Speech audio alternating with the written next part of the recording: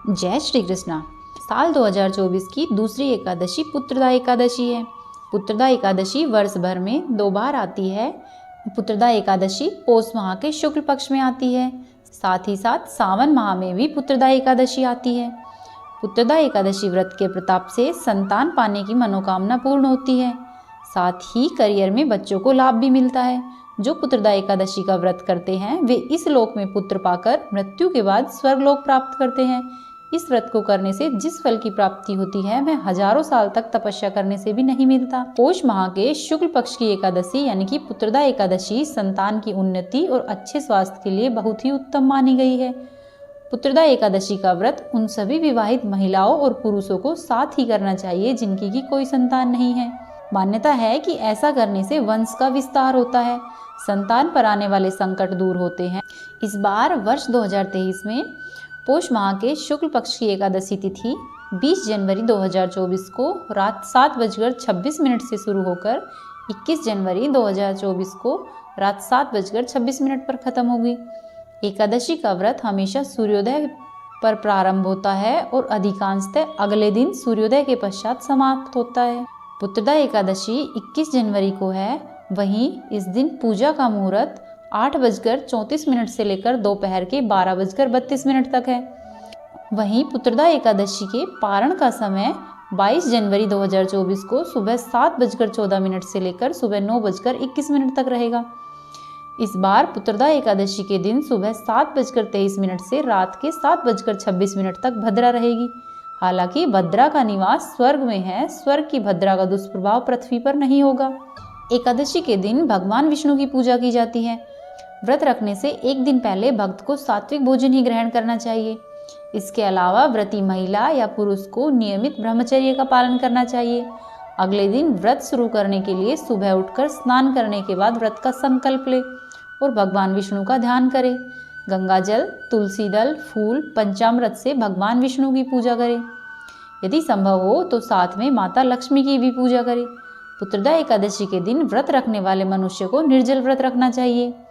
भगवान विष्णु की पूजा में पीले रंग के पुष्प, फल इत्यादि अवश्य ही अर्पित करने चाहिए। साथ ही भगवान विष्णु के भोग में तुलसी दल को अवश्य ही अर्पित करें। वह इस दिन तुलसी माता की पूजा अवश्य ही करना चाहिए। इस दिन तुलसी माता के पत्ते नहीं तोड़ने चाहिए। एक दिन पहले ही आप तुलसी दल को एकत्रित करके रख ले एवं उनका प्रयोग पूजा में करें। इसके बाद शाम के समय दीपक जलाकर विष्णु चालीसा का पाठ करें एवं साथ ही भगवान विष्णु की आरती करें। व्रत के अगले दिन द्वादशी पर किसी ब्राह्मण या अन्य जरूरतमंद व्यक्ति को भोजन कराए और उन्हें दक्षिणा दे। उसके बाद ही व्रत का पारण करें। यदि आप संतान प्राप्ति की कामना से व्रत कर रहे हैं तो सुबह उठकर स्नान करने के बाद पति पत्नी एक साथ भगवान श्री कृष्ण की पूजा उपासना करें।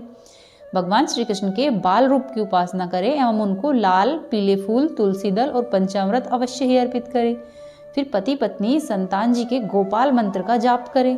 मंत्र का जाप करने और पूजा खत्म होने के बाद प्रसाद ग्रहण करें और जरूरतमंदों को दान दे और भोजन करवाएं। आप एकादशी के दिन भी दान दे सकते हैं। साथ ही अगले दिन व्रत का पारण करने के बाद भी आप दान कर सकते हैं। संतान प्राप्ति के लिए पौत्र पुत्रदा एकादशी के दिन पीले रंग के फूलों की माला श्री हरि भगवान विष्णु को अर्पित करें। साथ ही उनके माथे पर पीले चंदन का तिलक लगाएं।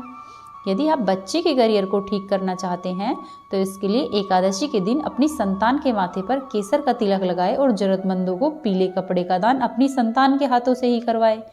सभी कार्यों में अपने बच्चे का सहयोग पाने के लिए पुत्रदा एकादशी के दिन सुबह नहाने के बाद भगवान विष्णु की पूजा करें और फिर आसन पर बैठकर 108 बार ओम नमो भगवते वासुदेवाय नमः इस मंत्र का जाप करें।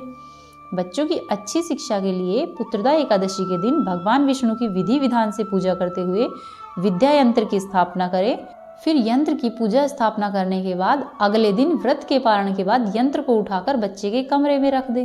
अब आप सुनिए पुत्रदा एकादशी व्रत की कथा। धर्मराज युधिष्ठिर भगवान श्री कृष्ण से कहते हैं कि हे भगवान, आपने पौष कृष्ण एकादशी अर्थात सफला एकादशी का महात्म्य बताकर बड़ी कृपा की है। अब आप कृपया करके मुझे पौष माह के शुक्ल पक्ष की एकादशी के विषय में भी बताइए। तब भगवान श्री कृष्ण बोले कि पौष माह के शुक्ल पक्ष में आने वाली एकादशी पौष पुत्रदा एकादशी कहती है। इसमें भी नारायण भगवान की पूजा की जाती है। इस चर और अचर संसार में पुत्रदा एकादशी के व्रत के समान दूसरा कोई व्रत नहीं है। इसके पुण्य से मनुष्य तपस्वी, विद्वान और लक्ष्मीवान होता है। इसकी मैं एक कथा कहता हूँ, तो हे युधिष्ठिर तुम इसको ध्यानपूर्वक सुनो। भद्रावती नामक नगरी में सुकेतुमान नाम का एक राजा राज्य करता था। उसका कोई पुत्र नहीं था। उसकी स्त्री का नाम शैव्या था। वह निपुत्री होने के कारण सदा ही चिंतित रहती थी। राजा के पितर भी रो रो कर पिंड लिया करते और सोचा करते कि इसके बाद हमें कौन पिंडदान देगा। राजा को भाई, बांधव, धन, हाथी, घोड़े, राज्य और मंत्री, इन सब में से किसी से भी संतोष नहीं होता था। वह सदैव ही यह विचार करता कि मेरे मरने के बाद मुझको कौन पिंडदान करेगा। बिना पुत्र के पितरों और देवताओं का ऋण मैं कैसे चुकाऊंगा। जिस घर में पुत्र न हो उस घर में सदा ही अंधेरा रहता है।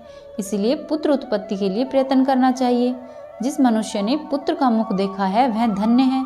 उसको इस लोक में यश और परलोक में शांति मिलती है, अर्थात उसके दोनों लोक सुधर जाते हैं। पूर्व जन्म के कर्म से ही इस जन्म में पुत्र और धन प्राप्त होते हैं।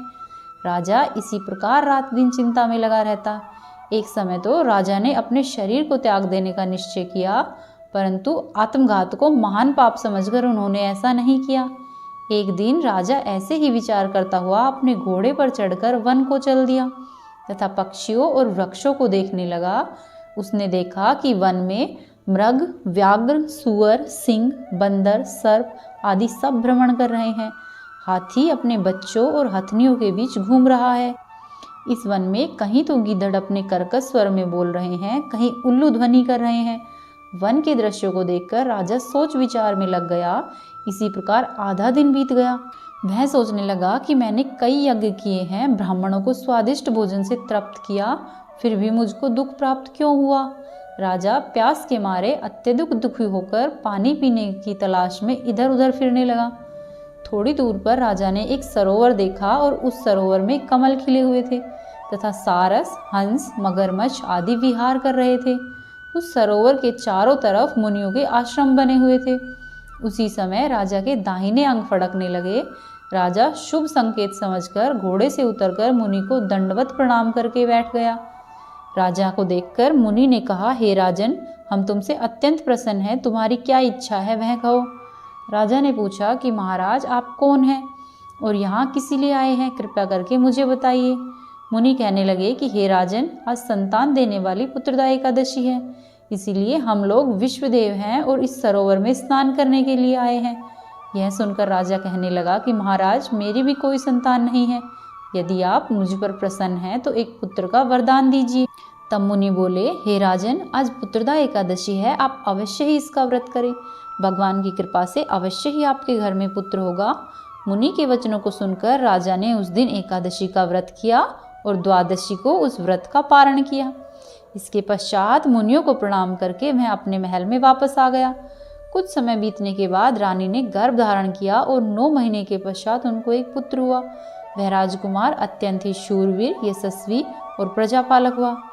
श्री कृष्ण बोले, हे राजन, पुत्र की प्राप्ति के लिए पुत्रदा एकादशी का व्रत अवश्य ही करना चाहिए।